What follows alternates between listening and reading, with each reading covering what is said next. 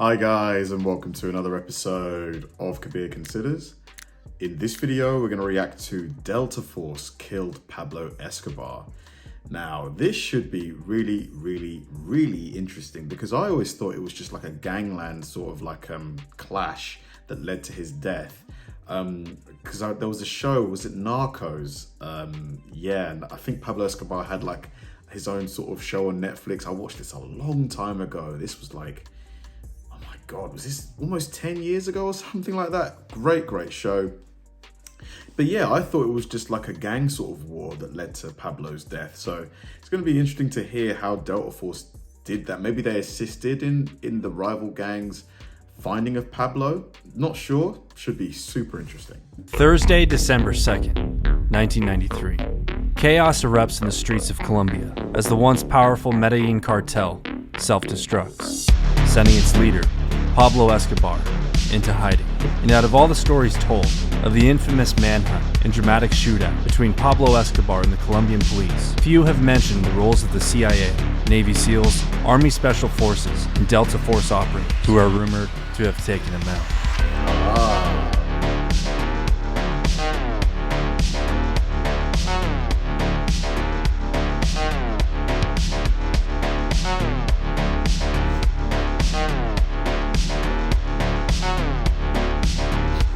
The music.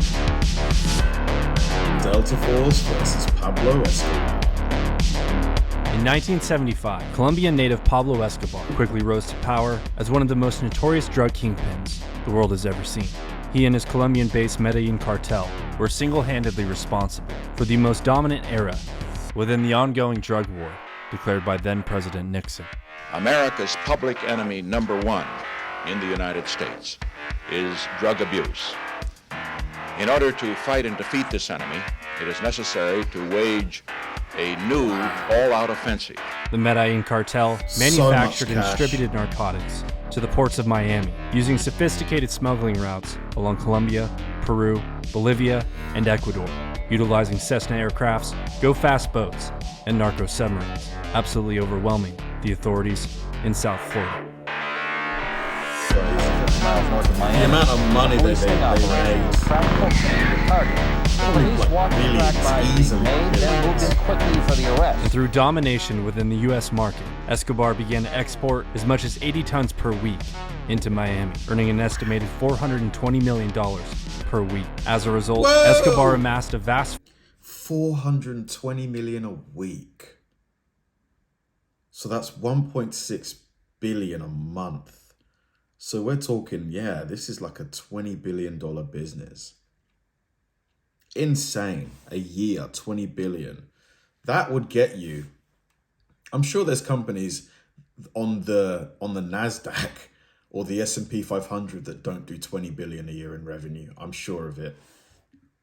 becoming one of the wealthiest people in the world at the time, with a net worth rumored to be upward of $30 billion. And by 1980, he would come to own more than 800 homes and villas, and most notably, his 7,000-acre estate, equipped with a bullfighting arena and a private zoo, which housed his 4 beautiful Sicario hippos that he fed with dead people. By 1982, as part of the liberal alternative movement, Pablo Escobar was elected as alternate member of the Chamber of Representatives in the Colombian parliamentary election. But despite gaining popularity among the locals, Escobar's political aspirations were derailed by the Colombian and U.S. governments, who sought to bring him to justice.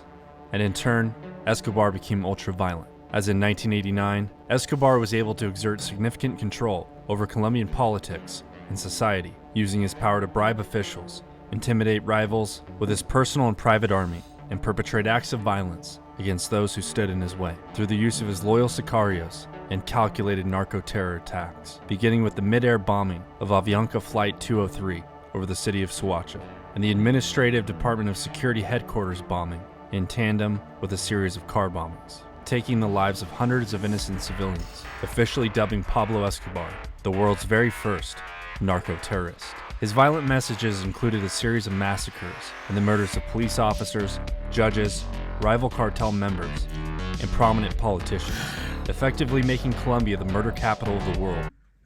If you were to legalize these substances, like, the substances that Pablo was dealing, like cocaine, for example, you probably wouldn't eliminate the black market entirely, but you would take out a good chunk of it. And the tax revenues you would generate would be huge, could go towards all kind of things like healthcare, for example, and you would produce less people like Pablo Escobar because, suddenly the demand from the black market is lower.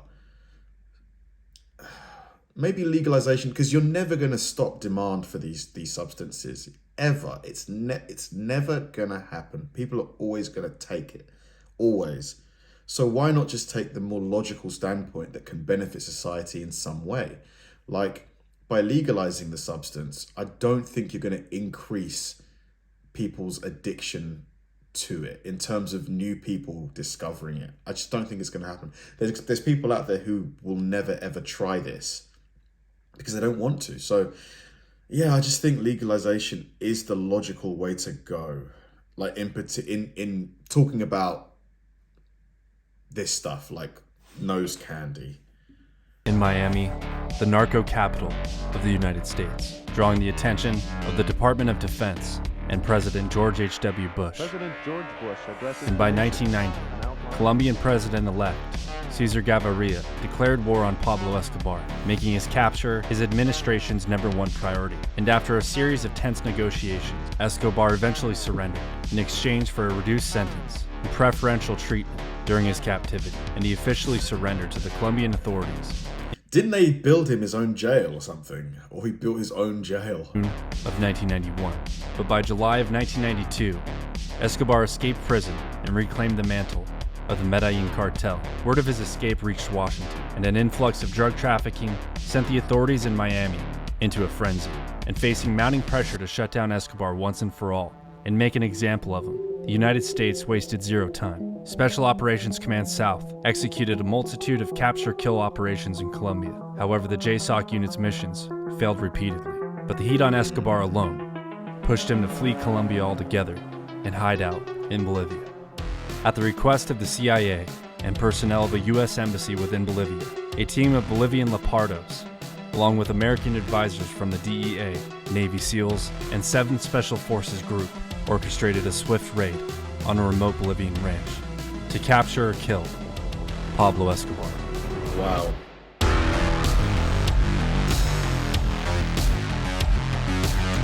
It's an incredible story, really. It really is.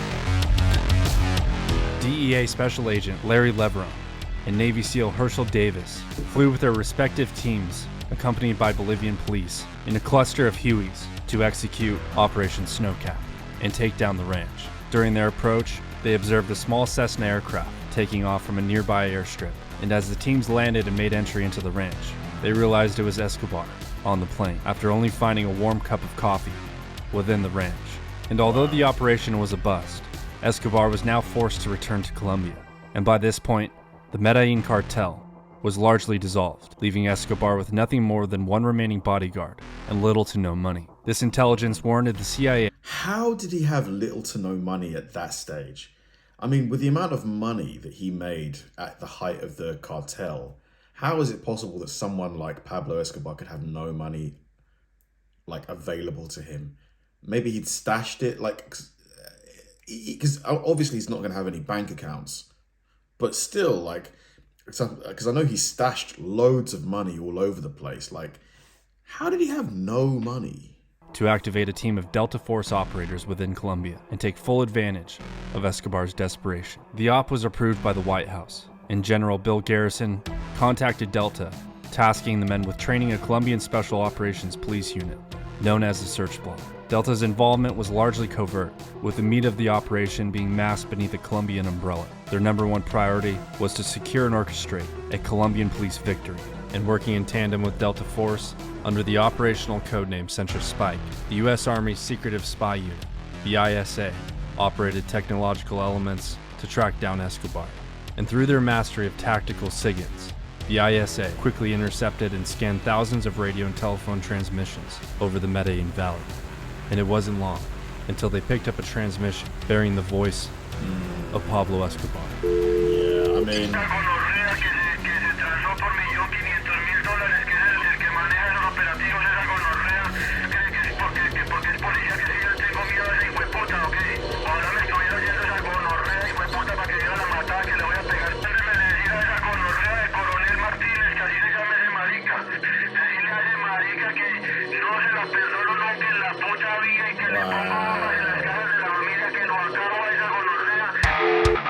damn. So if they didn't get him now, that colonel, whew. The ISA SIGINT teams relayed the signal's coordinates to the Delta Force teams on the ground. After performing recon surveillance, Delta snipers overlooking the building in question, along with the Colombian search block, confirmed visual contact on Escobar, observing him on the second floor of a Medellin safe house, conversing on the phone.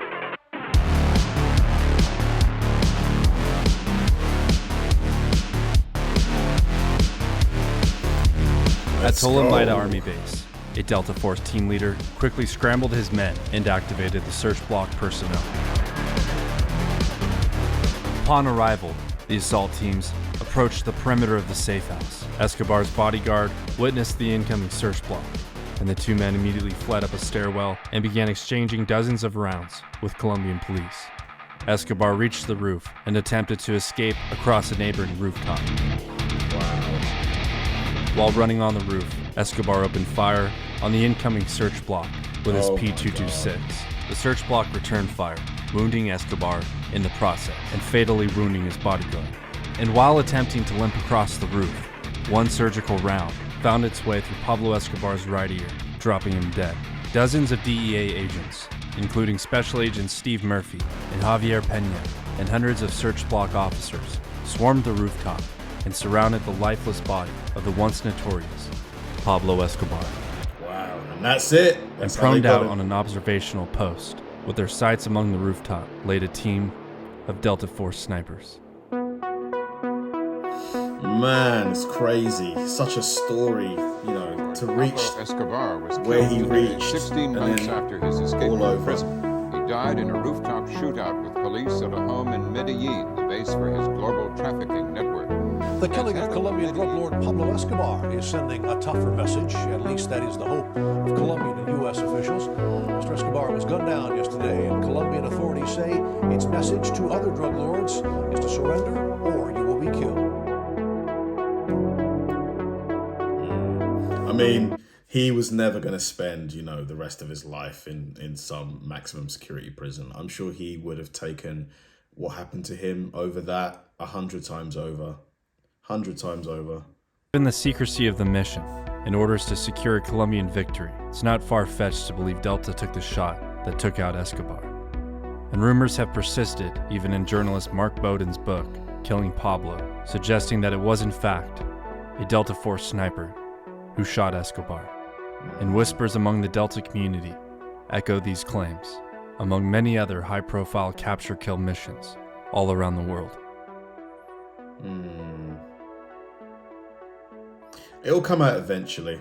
Eventually. It's probably classified right now. Hey guys, if you enjoyed this video, be sure to... Awesome. Amazing video. I have to say, you know, Popo Medic always does an amazing job with the editing and the choice of music, the mood, the color. It went so fast watching that. What a story. What a story. You know, obviously Pablo Escobar committed evil acts, like, you know, absolutely devastated many families all over the world with, you know, the products he sold and the lives he took. But, you know, you have to say, to build something as large as what he did, like, it's interesting, like, had he gone down a legitimate path, could he have perhaps built like a Fortune 500 company? You know, because I'm sure to build a cartel that is generating, you know, almost $500 million a week in revenue, there has to be a lot of transferable skills, you know, to legitimate business. So it's just an interesting thought experiment there. Thanks for watching, guys, and I'll see you in the next one.